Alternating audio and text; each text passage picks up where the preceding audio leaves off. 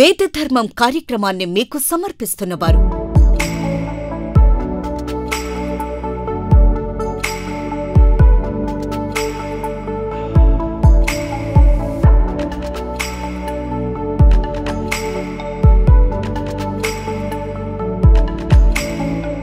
Nataraj jewellery mart, Ganganammapeta, Tenali. Phone number 9502252209. ఓం శ్రీ మహాగణాధిపతయే నమః. సరస్వత్యై నమః. శ్రీ గురుభ్యో నమః. హరి ఓం. హే గోపాలక హే కృపాజలనిధే హే సింధు కన్యాపతే హే కంసాంతక హే గజేంద్ర కరుణాపారీణ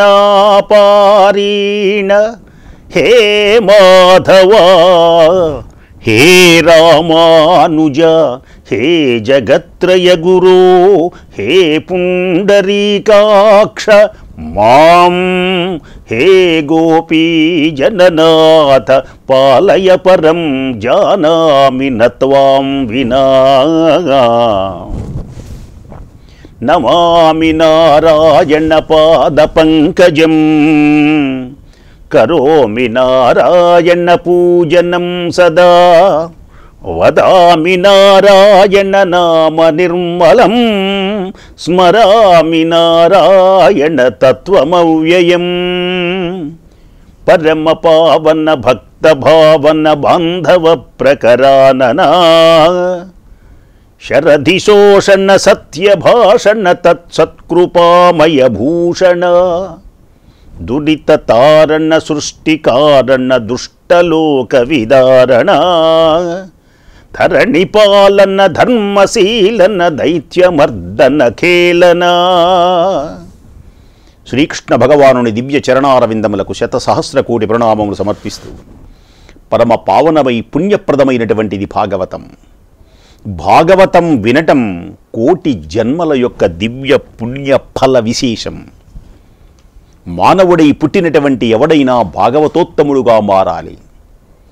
దుష్టభావములన్నీ తొలగిపోయి ఆ దివ్యమైనటువంటి శివ నారాయణుల యందు పాదపద్మముల యందు భక్తిని నిలుపుకోవాలి. శ్రీ కైవల్య పదమును చేరడానికి ప్రయత్నించడమే భాగవతము యొక్క ప్రధానమైనటువంటి ధర్మం. పరమ పావనమైనటువంటి భాగవతంలో దక్షయజ్ఞం, ఈశ్వరుని పిలవకుండా ఈశ్వరుని మీద ద్వేషాన్ని పెంచుకున్నటువంటి దక్షుడు బృహస్పతి సవనం చేసి ఈశ్వరుడు లేనటువంటి యాగానికి ఈశ్వరుని ఆహ్వానించకుండా మిగిలిన దేవతలను ఆహ్వానించాడు. శివుడు లేనటువంటిది అమంగళం. అమంగళం ఆ ప్రదేశం. కానీ తన తండ్రి యాగం చేస్తున్నాడని తెలుసుకున్నటువంటి సతీదేవి భర్త కాదంటున్నా విచ్చేసి తండ్రి చేత అవమాన పాలై తన యొక్క పరమేశ్వరుని యొక్క దూషణను వినచాలక యోగాగ్నిలో భస్మమైంది. ఇది నారదుని వల్ల తెలుసుకున్నటువంటి పరమేశ్వరుడు ఆగ్రహం చెంది తన జటను తీసి భూమి మీద మోదితే వీరభద్రుడు అని పేరు కలిగినటువంటి ఒక దివ్యమైన అద్భుతమైనటువంటి ఆకారంతో ఒక మహానుభావుడు పరమేశ్వరునిలా ప్రకాశించేటువంటి వాడు, మెడనిండా అస్థి మాలికలు ధరించిన వాడు, వివిధములైనటువంటి కోటి సూర్యప్రభా భాసితుడై ప్రకాశించి నా ఆజ్ఞ ఏమి అని అడిగాడు.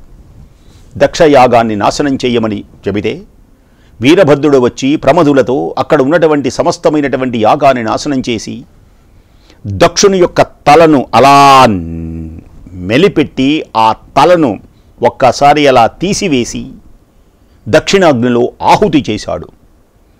దేవతలందరూ భయపడి ఈ దృశ్యాన్ని చూచి బ్రహ్మదేవుని దగ్గరకు వెళ్ళారు. జరిగినటువంటి భయంకరమైనటువంటి వృత్తాంతాన్ని తెలియచేశారు. ఆయన ఏమో ఈ పనులన్నీ చేసి ఆ వీరభద్రుడు కైలాసానికి వెళ్ళిపోయినాడు. దేవతలందరూ బ్రహ్మదేవుని దగ్గరకు వచ్చారు. బ్రహ్మదేవుడు తెలియచేశాడు, శివుని అనేక రకాలుగా దూషించినటువంటి వ్యక్తి శివుడు లేకుండా ఏ యాగం ఏ శుభకార్యం జరగడానికి వీల్లేదు. ఎందుకని అంటే శివం అంటే శుభం. శివం అనేటువంటి పరమేశ్వరుడు లేకుండా ఏ కార్యము చేసినా అది అశుభమే అమంగళం జరిగింది. ఇలా జరుగుతుందని మాకు భూత భవిష్యత్ వర్తమాన కాలములు తెలుసును గనకనే నారాయణుడు నేను వెళ్ళలేదు. మీరు రక్షింపబడాలి అంటే ఈశ్వరుడి దగ్గరికి వెళ్ళి ఈశ్వరుని శరణుజొచ్చాలి. అప్పుడు దేవతలు భయపడ్డారు, ఈశ్వరుని దగ్గరికి వెళ్ళటం ఎలాగా. అప్పుడు బ్రహ్మదేవుడు నేను కూడా వస్తాను, ఆయన దగ్గరికి వెళ్ళటం కష్టమే, అయితే ఒక ఉపాయం ఉన్నది. దేవేంద్రుడు, మునులు, మీరు దేహదారులు ఎవ్వరు కూడా ఆ మహాత్ముని యొక్క స్వరూపాన్ని, ఆయన యొక్క బల పరాక్రమాల పరిమాణాన్ని తెలుసుకోలేరు. ఆయన సర్వస్వతంత్రుడు పరమేశ్వరుడు. కాబట్టి ఆయనను సమీపించేటువంటి ఉపాయం చెప్పడానికి ఎవ్వరూ సమర్థులు కారు. అయినా ఒక విషయం మీకు చెబుతాను, నాకు తెలిసింది. ఈశ్వరుడు భక్త వశంకరుడు, శంకరుడు భక్తులకు అధీనుడు, శరణుజొచ్చినటువంటి వారిని రక్షించేటువంటి స్వభావం కలిగిన వాడు పరమేశ్వరుడు. అందుచేత ఆయన వద్దకు మనం అందరం కలిసి వెళ్ళటం మంచిది అని చెప్పి బ్రహ్మదేవుడు దేవతలను పితృదేవతలను ప్రజాపతులను వెంటబెట్టుకుని బయలుదేరి అద్భుత సుందరమైనటువంటి ఆ కైలాసాన్ని చూచాడు. నిన్నటి రోజున చెప్పుకున్నాం, ఒక్కసారి చెబుతాను, మళ్ళీ వినండి. ఆ కైలాసం ఎలా ఉన్నది? బాసురలీలగాంచిది అహో హిమవన్నగం అదిగదిగో కైలాసము. ఎలా ఉన్నది కైలాసం? బాసురలీలగాంచిది సుపర్వులు. ఆ వెండి కొండను చూచారు, శివునికి నివాసమైనటువంటి దానిని చూచారు. సుపర్వులు ఉండే దేవతలు. ఎలాంటిదది? భక్త జనైక మానసోల్లాసము, కిన్నరీ జన విలాసము, నిత్య విభూత మంగళవాసము, సిద్ధ గుహ్య నివాసము, రాజిత భూ వికాసి కైలాసము, కాంతి నిర్జిత కులక్షితి భృత్ మహిమ విభాసమున్. దివ్యమైనటువంటి కులపర్వతములు, నిర్జిత కులక్షితి భృత్సమహ సమహత్ విభాసమున్. ఇక్కడ అద్భుతమైనటువంటి ఒక విశేషం జరిగింది. నిర్జిత కులక్షితి భృత్ సమ మహత్, గొప్పవి కులపర్వతాలు, గొప్పవి. ఈ కులపర్వతాలు అనన్యమైనటువంటి కాంతితో, అనంతమైనటువంటి కాంతితో కులపర్వతాలు ఉంటాయి. అయితే ఆ కులపర్వతాల యొక్క శోభని కూడా పరాభూతం చేసేటువంటి, ఇంకా వాటికంటే కాంతివంతమైనటువంటి కులక్షితి భృత్సమ మహత్ విభాసమున్, సమహత్ విభాసమున్. భాసురలీలగాంచిది అదిగదిగో కైలాసము, భక్త జనైక మానసోల్లాసము, కిన్నరీ జన విలాసము, అదిగదిగో కైలాసము, కిన్నరీ జన విలాసము, మానసోల్లాసము, నిత్య విభూతి మంగళవాసము, సిద్ధ గుహ్యక నివాసము కైలాసము. మనస్సును అపరిమితమైనటువంటి ఆనందాన్ని కూర్చేటువంటిది.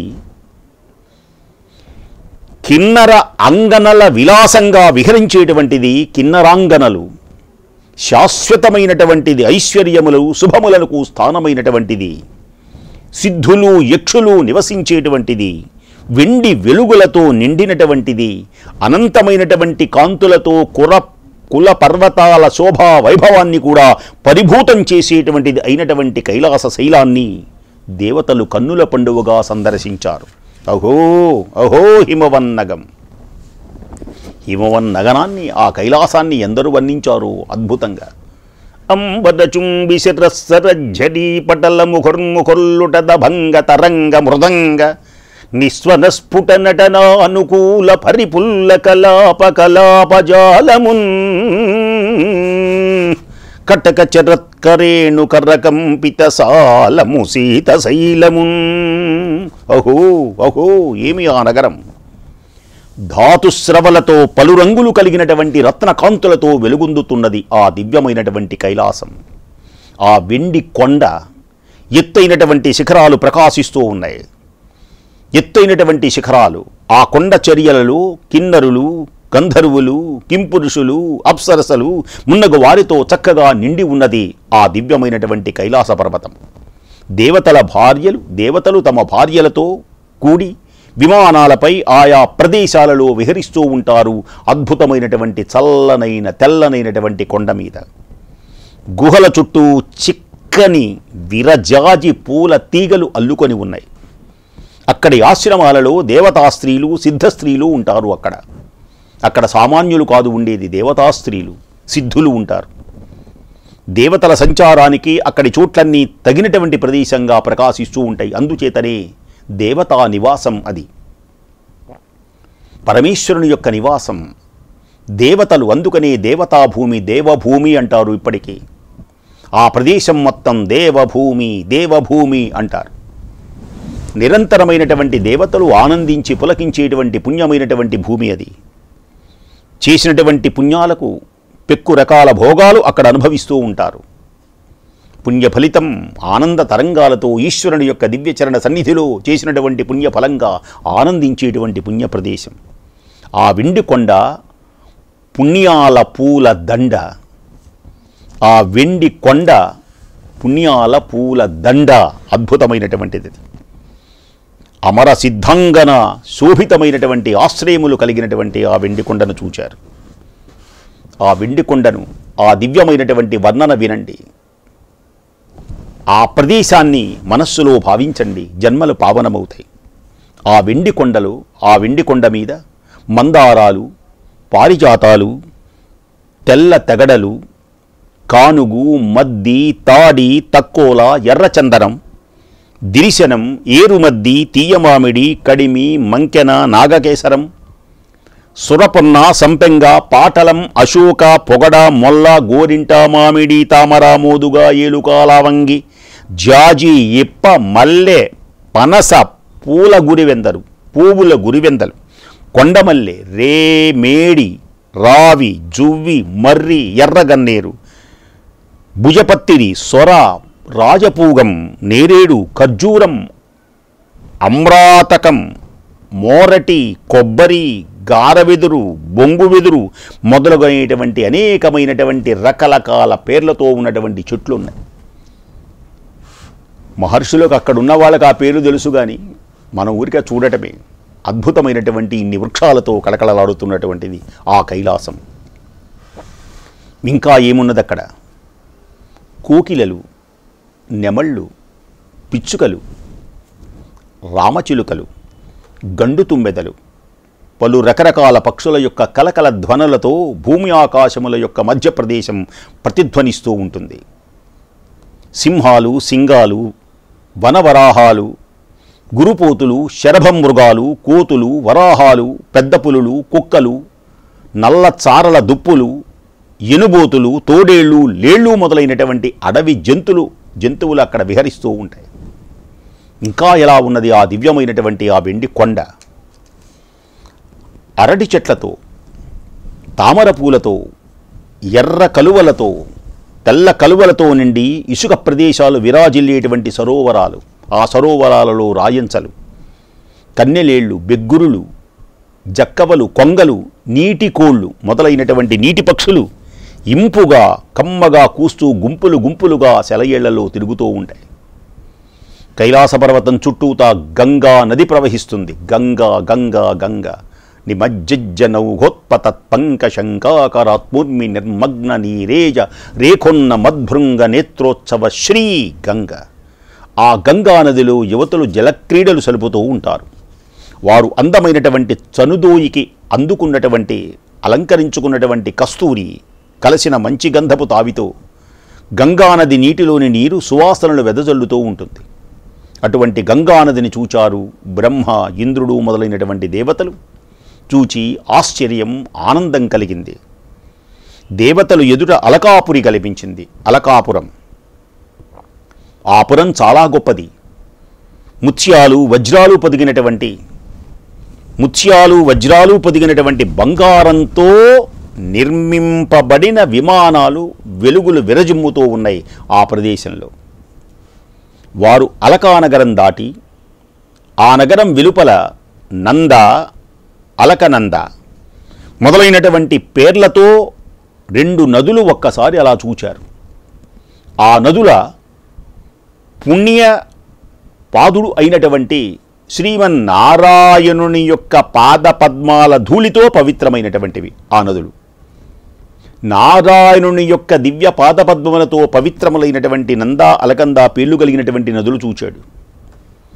రతికేల చేత కలిగినటువంటి శ్రమను తొలగించుకోవడానికి దేవతాస్త్రీలు ఆ నదీ జలాలలో స్నానం చేస్తారు. వారు వలుద చన్నులపై అలుదుకున్నటువంటి కుంకుమ ద్రవంతో కూడి ఆ నదులలో నీళ్లు గోరోచనపు రంగుతో ఉంటాయి. చాలా వాళ్ళు ఆనందక సుగంధ పరిమళాలు ఒంటి నిండా రాసుకుంటారు. ఆ 2 నదులు అతిక్రమించి వారు తమకు ముందు సౌగంధిక వనాన్ని చూచారు. ఓహ్, అద్భుతమైనటువంటి సౌగంధికావనం. ఆ సౌగంధికావనంలో అడవి ఏనుగులు బాగా దురద బుట్టి, అడవి ఏనుగులకు దురద బుడుతుంది. అవి మంచి గంధపు చెట్లు బాగా ఉంటే ఆ మంచి గంధపు చెట్లకు రాసుకుంటాయి. ఆ దురద తీర్చుకోవడానికి మంచి గంధపు చెట్టుని జరా రాసుకుంటే చెట్ల బెడరుడు లేచి అన్ని చెట్లన్నీ రుద్దటం వలన ఆ అసలే మంచి గంధము కదా, ఆ మంచి గంధపు సువాసనలో కలిపినటువంటి గాలి అక్కడికి వీస్తోంది.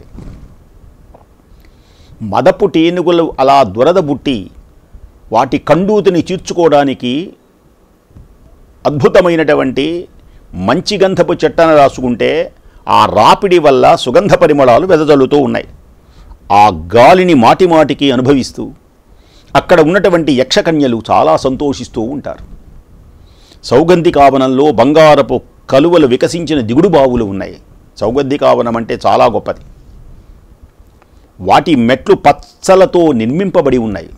ఇది భారతంలో కూడా వస్తుంది. సౌగంధిక పుష్పం ఆకాశంలో నుంచి రావడం, భీముడు వెళ్ళటం, ఆంజనేయ స్వామి వారిని చూడటం, ఇవన్నీ ఈ ప్రదేశంలోనే. వాటి మెట్లు పచ్చలతో నిర్మింపబడి ఉన్నాయి. ఆ వనంలో కింపురుషులు అలా చక్కగా విహరిస్తూ ఉంటారు. ఈ ప్రదేశంలో ఆ ఒక వృక్ష మూల తలంబున, ఈ అద్భుతమైనటువంటి ప్రదేశంలో ఒక మూర్తి ఒక వృక్ష మూలల్లో ఉన్నాడు. ఒక మర్రి చెట్టు మూలలో. వినండి, దివ్య మహోన్నతమైనటువంటి మూర్తి. ఈయన ఈ దక్షిణామూర్తి అంటారు. ఎలా ఉన్నాడు ఈ మహానుభావుడు అంటే, ఆ వృక్షపు తలంబున ఆ సౌగంధిక సమీపంలో దేవతలు ఒక మర్రి చెట్టును చూచారు. ఈ చెట్టు పొడవు 100 యోజనాలు, విరివి 75 యోజనాలు. ఈ చెట్టు నీడ సందు లేకుండా అంతటా నిండి ఉన్నది. ఇంత సూర్యకిరణం కూడా పడదు, అంతా నిండి వ్యాపించి ఉన్నది ఈ పెద్ద మర్రి చెట్టు. వటాధో నివాసం మహాట్టాట్టహాసం. దివ్యమైనటువంటి మహానుభావుడు వెలుగొందుతూ ఉన్నాడు. ఆ చెట్లు ఆకులలో కొమ్ములతో అలరారుతూ మాణిక్యాలను సాటి వచ్చేటువంటి పండ్లతో ఆ దివ్యమైనటువంటి ప్రదేశంలో వృక్షాలు అలా పళ్ళతో నిండి ఉన్నాయి. ప్రభుం ప్రాణనాథం విభుం విశ్వనాథం జగన్నాథనాథం సదానందభాజం. మహానుభావుడు. అది సంసార తాపాన్ని తొలగిస్తూ ఉన్నాయి. ఆ మేటి మ్రాను భక్తులకు ఆనందాన్ని కలిగించే ఐశ్వర్యాల పుట్టినిల్లు ఆ వటవృక్షం. వటాధో నివాసం మహాట్టాట్టహాసం గణేశాదిపాలం. మహానుభావుడు, లోకాలని రక్షించేటువంటి వ్యక్తి. గళేరుండమాలం మహాసర్పజాలం కళాకాలకాలం గణేశాదిపాలం. జటాజూట గంగోత్తరంగైర్విచిత్రం శివం శంకరం శంభుమేశానమీడే. ఆ మేటి మ్రాను భక్తులకు ఆనందాన్ని కలిగించే ఐశ్వర్యాలకు పుట్టినిల్లు.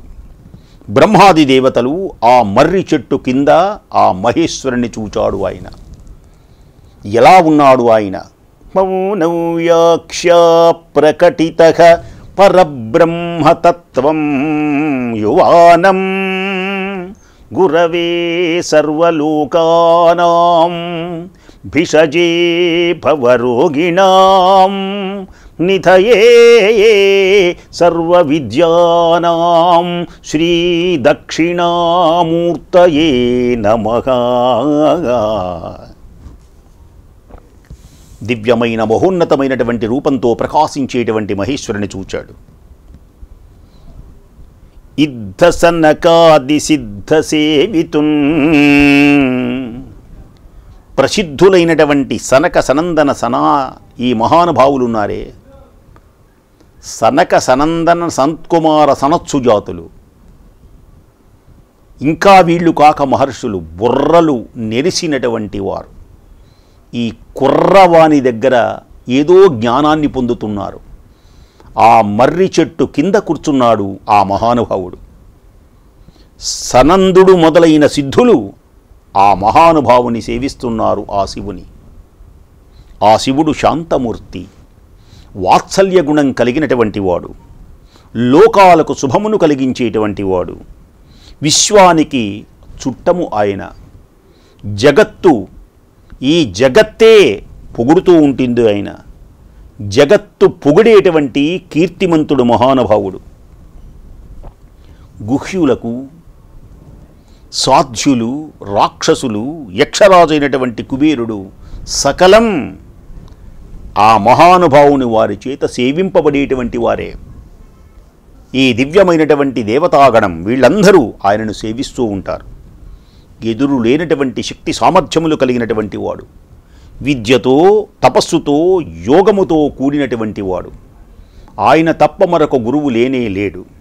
అఖండ జ్ఞానసిద్ధిని కలిగించేటువంటి పరబ్రహ్మతత్వంను బోధించగలిగి బ్రహ్మానందం పరమసుఖదం కేవలం జ్ఞానమూర్తిం, జ్ఞానస్వరూపుడై ద్వంద్వాతీతుడై త్రిగుణరహితుడై మహానుభావుడు ప్రకాశిస్తున్నాడు.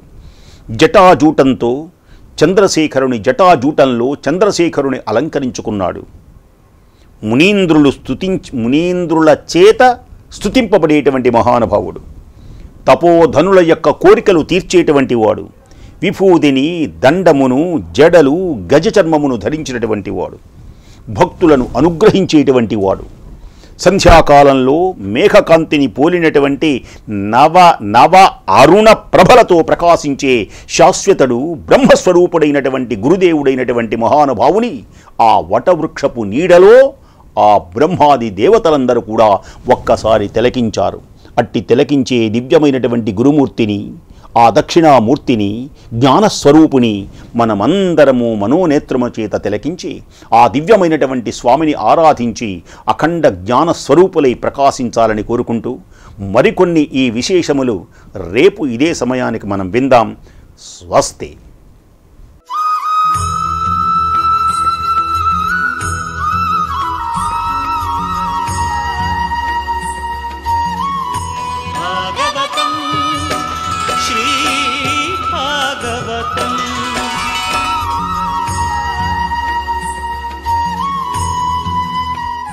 వేదధర్మం కార్యక్రమాన్ని మీకు సమర్పిస్తున్నవారు